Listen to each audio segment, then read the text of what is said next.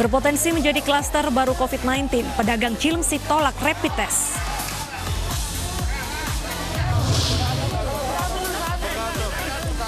Dituding provokasi ambil paksa jenazah, sejumlah warga diamankan petugas. Ironis, masih banyak warga tertipu arisan online.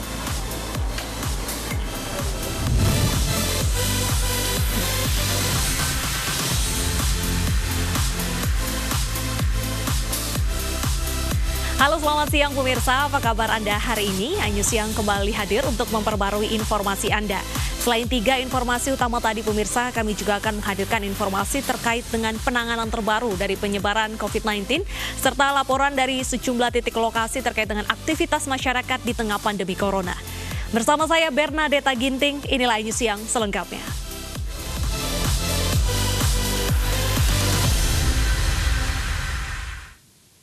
Kita awali informasi siang hari ini dari ratusan pedagang Pasar Cilengsi, Kabupaten Bogor, Jawa Barat yang menolak kedatangan petugas penanganan COVID-19 menjadi viral di media sosial.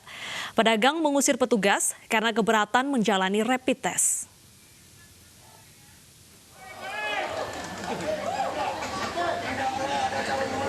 Aksi penolakan terhadap kedatangan petugas medis ini terekam dalam video amatir.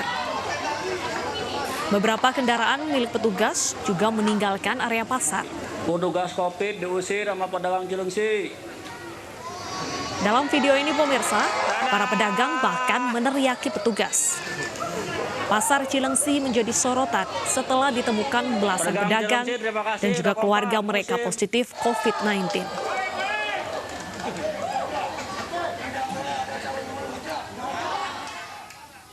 Ya, lagi-lagi kejadian ambil paksa jenazah pasien COVID-19 ini terjadi di Rumah Sakit Khusus Daerah Dadi, Makassar, Sulawesi Selatan. Aksi ambil paksa jenazah berhasil dicegah dan sejumlah orang yang dituding provokator diamankan polisi.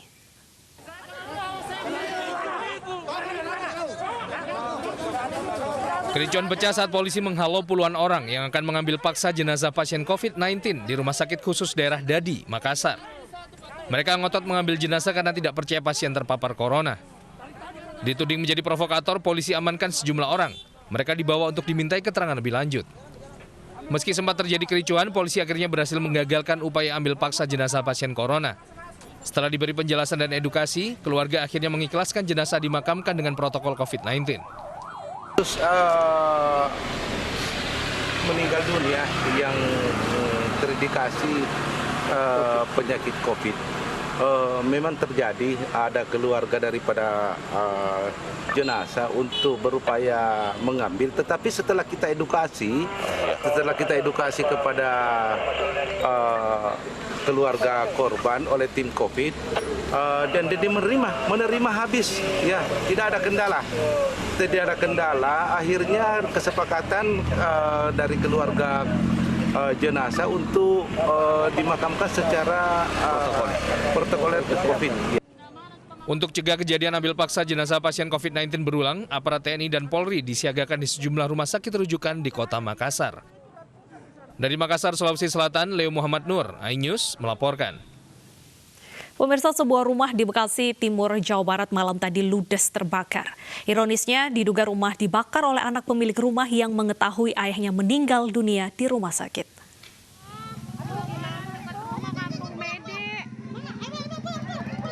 Kebakaran melanda sebuah rumah di Kampung Mede, Kelurahan Bekasi Jaya, Kecamatan Bekasi Timur, Kota Bekasi, Jawa Barat. Menurut warga, saat terjadi kebakaran hanya ada putra pemilik rumah berinisial RN. Sedangkan anggota keluarga yang lainnya tengah berada di rumah sakit mengurus ayah RN yang meninggal dunia karena sakit jantung. Diduga penyebab kebakaran akibat ulah RN, putra pemilik rumah yang sering mengalami gangguan jiwa. Dia sering melakukan emosional yang tinggi, tapi saya beberapa kali ngasih arahan kepada orang tuanya itu dari awal kejadian sampai mungkin ke 7 kali ini ada. Bahkan ibu sendiri pernah terluka di rumah sakit. Ya. Tapi si anak ini gimana kondisinya Pak sekarang? Orangnya sehat, cuman kejiwaan aja. Tidak ada korban jiwa dalam peristiwa ini, hanya RN yang mengalami luka ringan karena sempat nekat hendak kembali masuk ke dalam rumah yang terbakar. Betul sekali, jadi informasi dari keluarga bahwa korban yang kebakar atas nama Rian itu adalah kurang ya dalam arti cacat mental. Penyebabnya sendiri sudah diketahui belum, Pak? Untuk penyebabnya sampai saat ini masih belum kita ketahui, masih dalam penyelidikan. Dalam peristiwa kebakaran ini, petugas berjibaku memadamkan api selama 2 jam dengan mengerahkan 3 unit mobil damkar. Dari Bekasi, Jawa Barat, Rahmat Hidayat, Anyus melaporkan.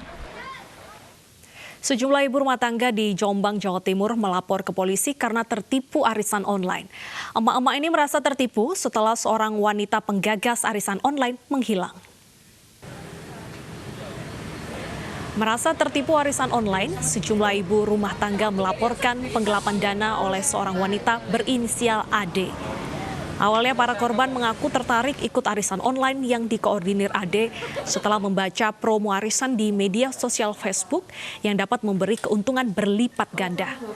Mereka menyetor uang arisan dengan jumlah yang bervariasi dari 5 hingga 36 juta rupiah.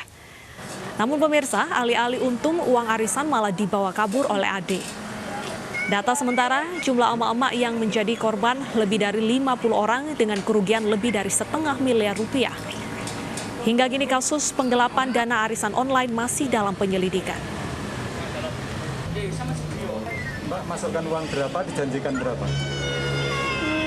Separuh. Misal dapat 5 juta, untungnya kan 2.500.000. Dalam waktu berapa lama untungan itu? 1 tahun. Kan per 10 hari, ada yang per 10 hari, per 3 hari bayarnya itu. 1 bulan juga ada. Tapi kenyataannya? Kenyataannya uangnya dibawa kabur. Hanya karena tidak diberi uang, seorang anak di Aceh Utara tega membunuh ibunya. Korban sehari-hari menjadi pengemis jalanan dan menggantungkan hidup dari belas kasihan orang lain.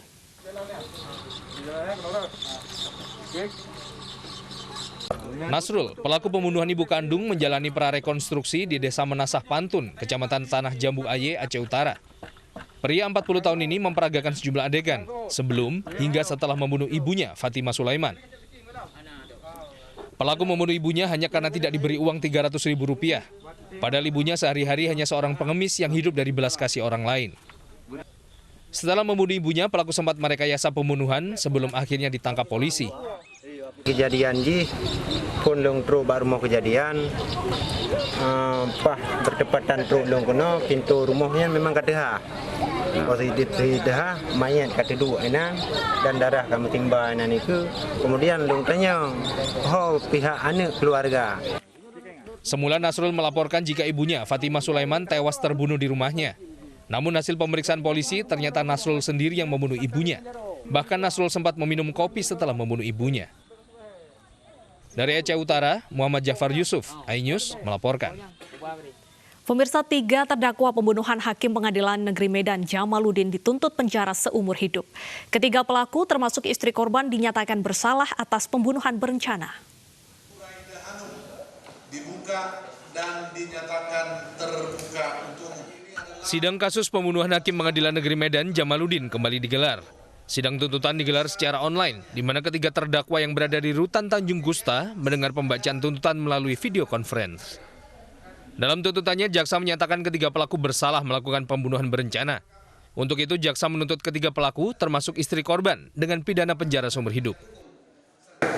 menjatuhkan pidana terhadap terdakwa Junaidi Hanum dengan pidana penjara selama seumur hidup. Selanjutnya sidang akan kembali dilanjutkan minggu depan dengan agenda pembelaan dari para terdakwa. Hakim Pengadilan Negeri Medan Jamaluddin tewas di tangan istri dan 2 kaki tangannya. Motif pembunuhan berlatar belakang masalah rumah tangga sehingga korban berencana menggugat cerai istrinya. Jamaluddin ditemukan tewas dalam mobilnya di sebuah jurang pada areal perkebunan sawit di Desa Sukadame, Kuta Limbaru pada 29 November 2019 lalu.